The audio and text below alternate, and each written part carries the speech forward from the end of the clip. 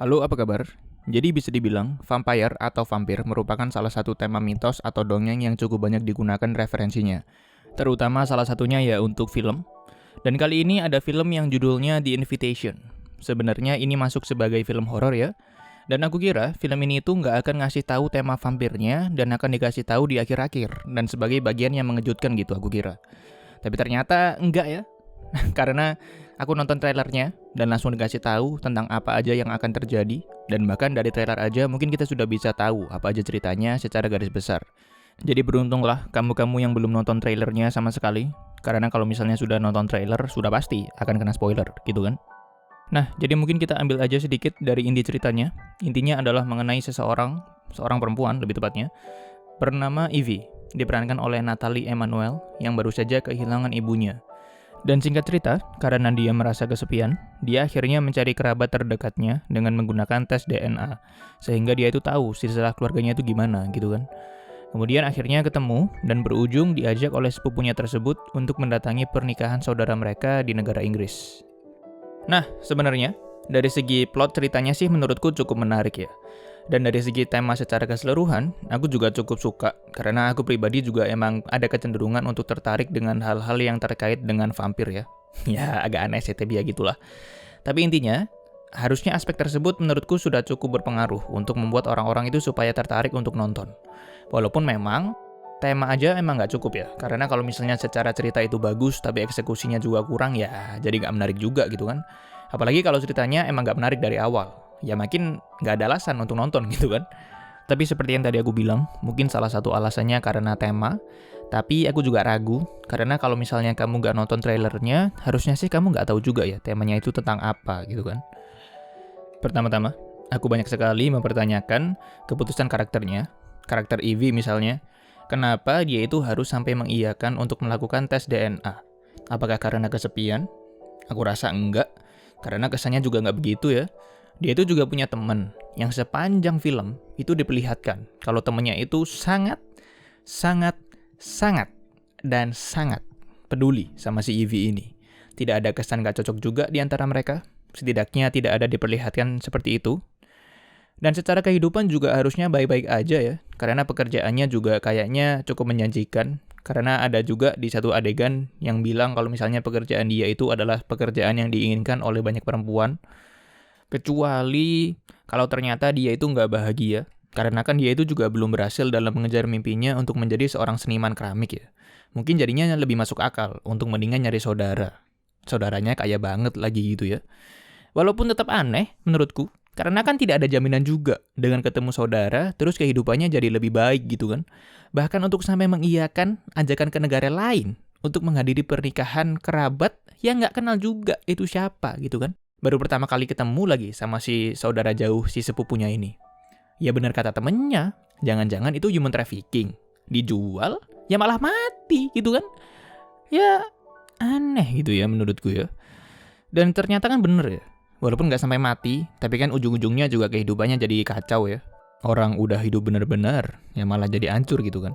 Ya, tapi juga adalah keputusan-keputusan lain yang menurutku juga agak aneh. Tapi mendingan kamu nonton filmnya sendiri ya, supaya tahu dengan apa yang aku maksud. Karena toh filmnya juga ada di Netflix sekarang, jadi nggak ada ruginya juga. Palingan rugi waktu doang kali ya. Kalau misalnya kamu nggak punya waktu banyak, menurutku sih nggak usah nonton film ini. Tentunya kecuali kalau misalnya kamu penasaran, ya berarti bolehlah silakan dicoba. Tapi film ini itu panjangnya sekitar 1 jam 40 menit, itu udah aku minus dengan kredit di akhir. 1 jaman lebih pertama itu bisa dibilang dihabiskan untuk membangun karakter-karakternya. Baik itu karakter utamanya dan juga pendukungnya.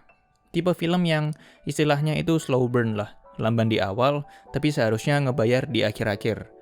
Nah, tapi ini nih, bagian yang aneh menurutku. Biasanya kan kalau film yang slow burn, secara umum itu fasenya lamban ya.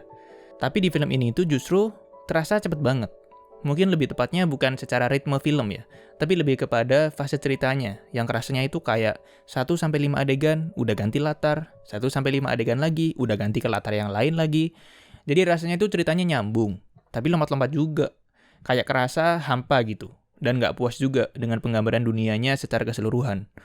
Padahal dunianya sendiri, atmosfernya, latarnya, dan sebagainya itu bagus-bagus loh. Kita bisa ngerasain sekuno apa tempatnya, Dan kita bisa tahu juga kalau ada yang aneh dengan tempat yang seperti istana ini. Kemudian juga sengeri apa kalau misalnya kita yang harus berada di tempat yang aneh tersebut. Itu semuanya sebenarnya tergambarkan dengan sangat baik.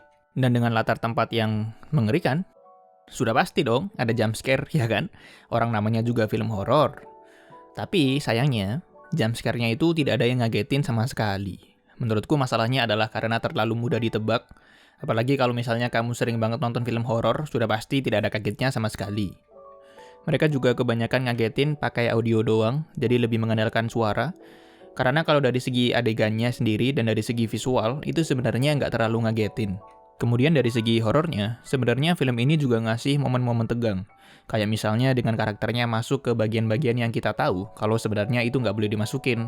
Kemudian jadi muncul sesuatu, ya gitu-gitulah, standar sebenarnya. Nah tapi adegan yang harusnya jadi momen tegang ini, menurutku jadi nggak bekerja, gara-gara ini film gelap bener ya.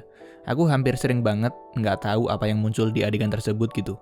Mungkin aku tahu secara konteks kalau harusnya ada sesuatu yang menyeramkan yang muncul, tapi ya udah, rasa intens dan ketegangannya juga hilang. Karena aku juga nggak tahu ada apaan gitu kan. Aku asumsikan mungkin mereka sengaja ya bikin film ini tuh gelap, karena mungkin kalau agak keterangan jadi lebih nggak serem, mungkin jadi nggak dapat atmosfernya. Tapi lagi-lagi, di banyak kesempatan ya menurutku malah jadi nggak kelihatan. Dan akhirnya adegan-adegan yang kayak misalnya ngasih siluet supaya kita itu tegang karena ada sesuatu yang harusnya serem yang muncul, ya jadi nggak serem, orang nggak kelihatan gitu kan. Dan mungkin ditutup juga dengan kurang menyenangkan ya, karena selama 1 jam lebih kita itu diajak menyelami dunianya, mengikuti perkembangan karakter-karakternya, dan kemudian fase-fase bagian akhir itu tiba-tiba seolah berubah menjadi buru-buru banget gitu ya. Kayak kejar setoran. Aku nggak tahu apakah di balik layar ada sesuatu yang terjadi sehingga harus buru-buru diselesaikan, atau emang ceritanya secepat itu, karena kita itu bener-bener ngerasain kayak dipangkas banget ini filmnya. Tiba-tiba udah selesai aja gitu. Dan tentu saja, bagian-bagian yang bisa kita bayangkan mungkin harusnya malah jadi seru, ya malah jadi biasa aja. Adegan berantemnya yang mungkin harusnya bisa bagus, tapi kebanyakan dipotong-potong malah jadi biasa banget. Terus juga menurutku penyelesaian masalahnya nggak begitu asik mungkin istilah yang tepat. Kayak belum dapat klimaksnya, tapi filmnya udah beres, sehingga ya nggak puas aja gitu kan. Yah, jadi intinya, kalau misalnya kamu senang banget sama tema vampir dan tertarik, ya mungkin bolehlah dicoba. Tapi aku ingetin lagi, kalau secara cerita juga menurutku nggak begitu sepadan, dan kalau misalnya kamu tertarik karena merasa harusnya ini film serem, dan karena tema horornya terutama, menurutku sih sayangnya enggak. Dan mungkin mendingan kamu cari tontonan yang lain aja. Tapi itu dia, terima kasih banyak sudah menyempatkan waktunya untuk menonton video ini. Semoga bahagia selalu. Bye-bye.